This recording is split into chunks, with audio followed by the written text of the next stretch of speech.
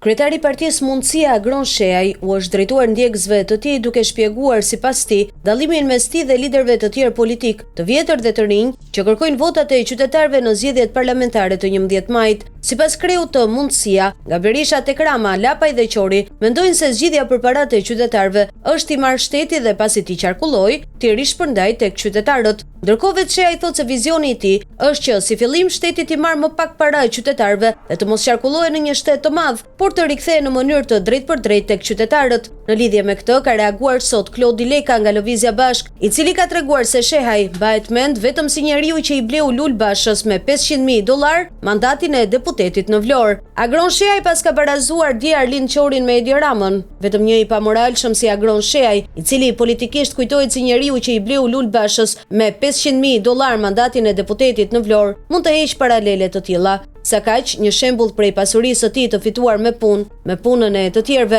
me kërbaçe, stërkala urrëtie, në dëm të shëndetit fizike mendor të mira të rinjve, që ky u dha gjoja një shans. Edhe këto ditë në Tiranë është bërë barsalet mes të rinjve për paranë e madhe që po ofron ky Farxhuxhi, që mendon se mund të bëhet Bonaparti. Agron Sheaj, një fashist dhe analfabet i vogël. Në video një supervizore e call centerave të tij gjatë një dite të zakonshme pune. Ju kam kërkuar